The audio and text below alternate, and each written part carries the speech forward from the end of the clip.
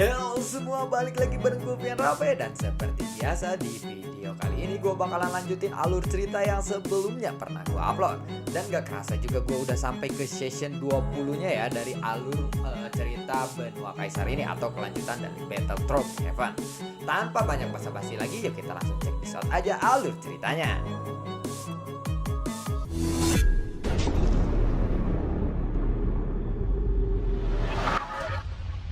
Di episode sebelumnya, Xiaoyan yang telah keluar dari istana petir dan mendapatkan Heart Under-nya, saat ini Xiaoyan lalu bergegas menuju kapal Interpin-nya. Melihat itu, Chang Hua pun bergetar saat melihat kepergian Xiaoyan.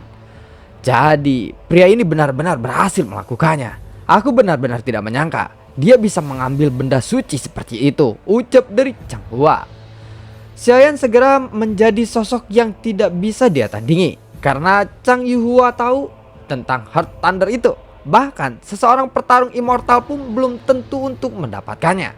Mungkinkah dia adalah satu-satunya orang yang kuat yang ada dalam legenda itu, ucap dari Chang Yuhua.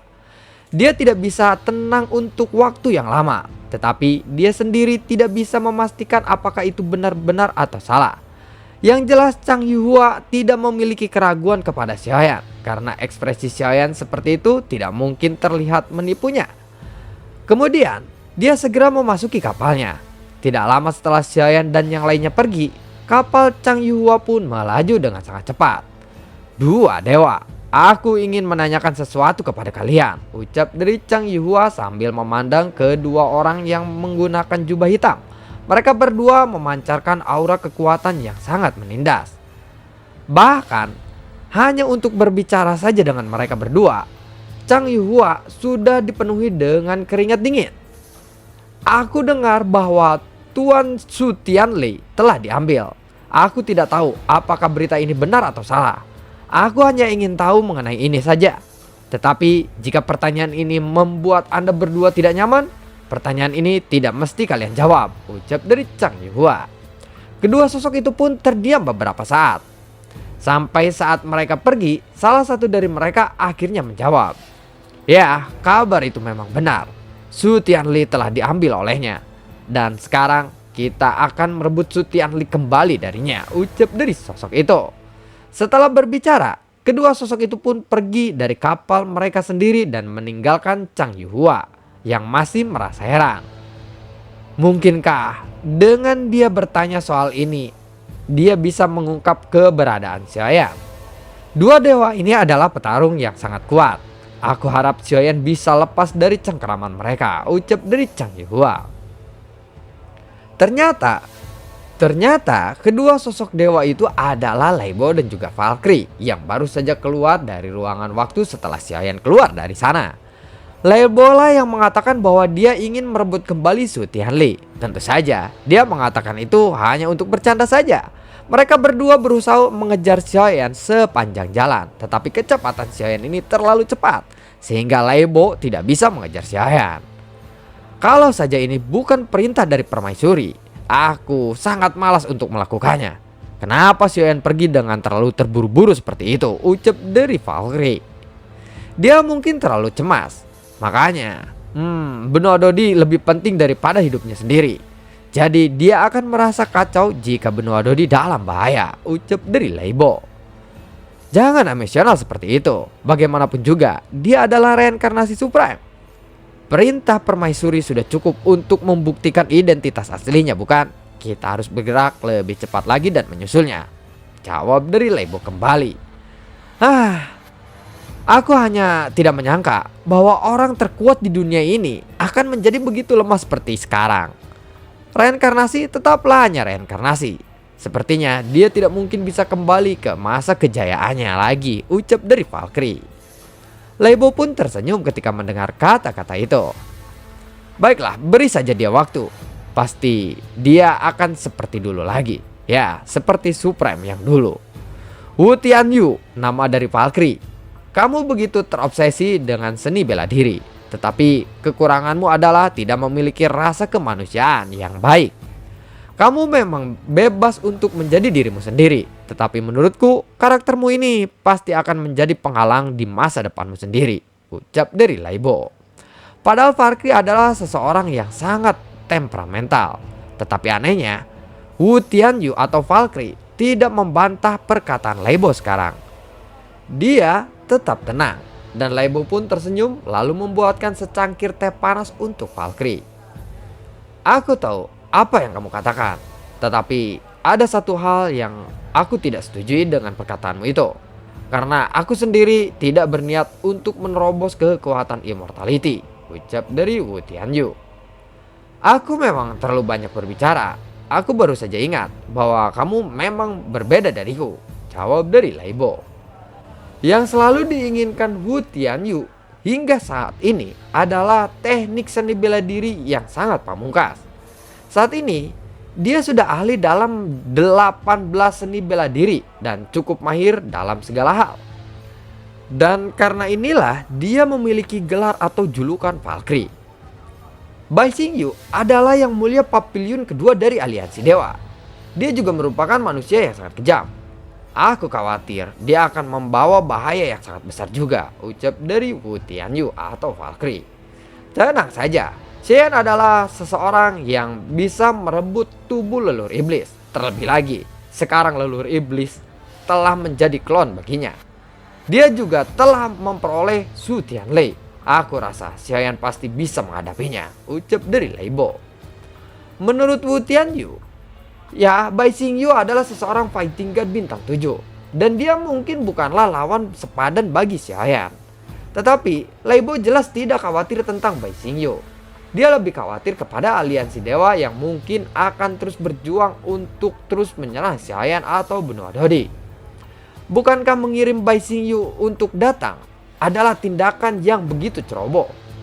Apakah ini adalah keputusan dari Jin Tangwei? Seharusnya dia mengirimkan salah satu wakil pemimpinnya saja daripada mengirimkan Bai Xingyu, ucap dari Leibo. Apakah mereka melakukan ini hanya untuk memancing Xian saja? Ucap dari Wu Tianyu. Bagi mereka, reinkarnasi Supreme saat ini mungkin bukanlah ancaman terbesar. Jika apa yang diduga itu benar, mungkin situasi dunia Senki akan lebih buruk dari apa yang kita bayangkan, ucap dari Leibo. Kapal Xiaoyan pun terus melesat di depan mereka. Sedangkan kapal milik Leibo dan juga Wu Tianyu masih berusaha untuk mengejar mereka dari belakang. Namun kecepatan kapal Xiaoyan ini satu tingkat lebih tinggi daripada kecepatan kapal mereka. Di kapal Interpid, Xiaoyan tampak sangat serius kali ini. Dan Ding Yue sesekali melihat kompas dalam perjalanan ini. Dengan berlalunya waktu, mereka dengan cepat mendekati benua Dodi. Saat Ding Yue menatap kompasnya, dia melihat sebuah titik cahaya yang muncul di dalam kompasnya. Xiaoyan, aku menemukannya, ucap dari Ding Yue. Berapa lama lagi mereka akan mencapai benua Dodi? Tanya dari Xiaoyan. Menurut perhitunganku, mereka akan segera tiba paling lama 5 tahun lagi, jawab dari Ding Yue. Bisakah kapal kita melaju lebih cepat lagi? Ucap dari Xiaoyan. Bisa saja, tetapi itu akan memerlukan pil sumber gas yang sangat banyak, ucap dari Ding Yue. Lakukan saja apa yang aku perintahkan. Lalu, berapa lama waktu yang kita butuhkan untuk tiba ke benua Dodi? Tanya dari Xiaoyan. Mungkin akan membutuhkan waktu 6 tahun, ucap dari Ding Yue. Ya, tetap saja kita akan terlambat 1 tahun. Ya sudahlah, itu lebih baik daripada tidak sama sekali, ucap dari Xiaoyan. Dan tidak terasa waktu pun telah berlalu. 5 tahun kemudian, ketika Ding Yue melihat kompas, titik cahaya di kompas itu telah menghilang. Xiaoyan, sepertinya mereka telah tiba di benua Dodi, ucap dari Ding Yue. Xiaoyan yang berada di dalam kapal masih tidak bergerak. Dia memiliki pemikiran yang sangat kacau, tetapi dia pun tidak berdaya sama sekali. Xiaoyan memikirkan dalam 1 tahun ke depan apa yang akan mereka lakukan kepada benua Dodi. Tetapi jika mereka datang untuk mencari Xiaoyan, mereka pasti tidak akan melenyapkan benua Dodi. Sementara itu, di benua Dodi, bayangan hitam besar perlahan menutupi langit. Dan kapal aliansi dewa pun sudah berada di atas kota Jusi. Karena disinilah Suebin telah mati. Ketika kapal besar aliansi dewa ini muncul, Xiao Wutian pun terkejut. Selamat datang di benua Dodi.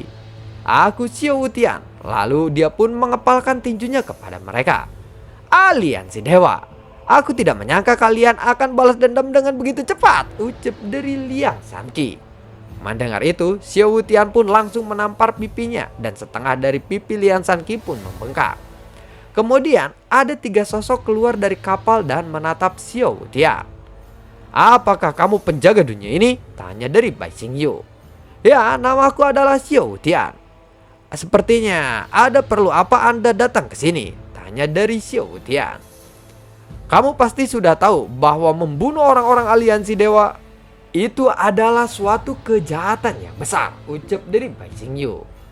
"Bagaimana mungkin orang-orang benua Dodi bisa memiliki kekuatan untuk membunuh seseorang fighting god?" ucap dari Xiao Wutian.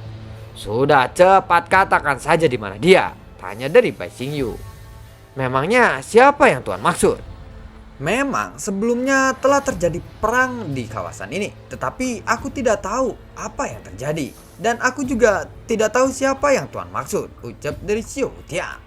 Wus, buar, tekanan yang kuat milik Bai Xingyu pun mengalir ke tubuh Xiao Wutian. Setelah beberapa saat, Xiao Wutian pun lalu menyemburkan darahnya. Seluruh tubuhnya terasa berat dan dia pun tidak bisa berdiri lagi. "Jangan berbicara omong kosong. Jika kamu terus seperti itu, hidupmu akan segera berakhir," ucap dari Bai Xingyu. Di bawah tekanan kuat dari Bai Xingyu, Xiao Wutian lalu mengangkat kepalanya dengan susah payah. Ekspresi wajahnya terlihat sangat mengerikan, tetapi dia masih berkata dengan sangat tegas, "Aku benar-benar tidak tahu. Bahkan jika kamu membunuhku sekalipun, kamu tidak akan pernah mendapatkan apa yang kamu inginkan, karena aku memang tidak tahu," ucap dari Xiao Wutian. "Orang yang sangat keras kepala. Kalau begitu matilah," ucap dari Bai Xingyu. Buar, tubuh Xiao Wutian pun seperti terjepit oleh sebuah tangan yang sangat besar. Dan serangan ini membuat tulang-tulang dari Xiao Wutian pun retak. "Tuan, aku rasa kita tidak perlu membunuhnya. Mereka hanyalah orang-orang lemah dari dunia rendahan seperti ini," ucap dari Jiangsu. Bai Xingyu pun lalu sedikit terkejut mendengar kata-kata itu. "Apa maksudmu?" tanya dari Bai Xingyu. "Daripada membunuhnya, lebih baik kita menggunakannya sebagai umpan saja. Jika dia mati, kita akan kehilangan semua petunjuknya," ucap dari Jiangsu. Bai Xingyu pun lalu melemahkan kekuatannya setelah mendengar kata-kata itu. Ya, itu memang masuk akal. Tetapi, selagi menunggu reinkarnasi Supreme untuk datang, aku terlebih dahulu akan memeriksa jiwanya, ucap dari Bai Xingyu. Kemudian, dia lalu mengangkat lengannya dan menekan kekuatan jiwanya ke arah Xiao Wutian. Xiao Wutian pun menjerit kesakitan, seolah-olah jiwa Xiao Wutian ditarik keluar dari tubuhnya. Bai Xingyu menarik kepalan tangannya dan semua kekuatan pun menghilang. Xiao Wutian pun langsung jatuh dengan keras di tanah.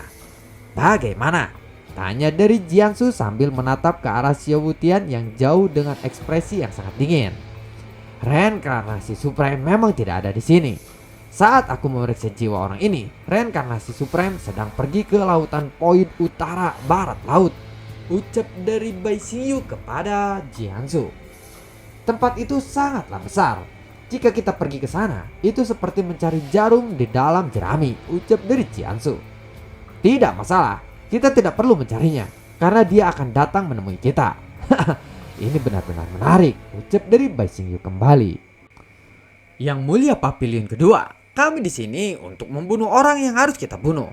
Jika kita terus di sini dalam waktu yang lama, itu akan melanggar aturan," ucap dari Jiangsu kembali. "Jiangsu, mengapa ucapanmu itu seperti terdengar begitu peduli kepada dunia ini? Aturan seperti itu sudah tidak berlaku lagi sekarang. Lebih baik kita pergi ke pusat kota sekarang dan mencari keluarga reinkarnasi Supreme." Wu Zhen juga terkejut ketika mendengar kata-kata itu, dan dia tidak berani membantah. Jadi dia harus mengikuti sosok Bai Xingyu sekarang untuk pergi ke pusat kota Jusi. "Mari kita mulai dari keluarga Xiao dulu," ucap dari Bai Xingyu. Mereka bertiga pun pergi ke pusat kota. Pada saat yang sama, Xiao Wutian yang sudah terluka parah segera pergi untuk menemui Xiaoqi.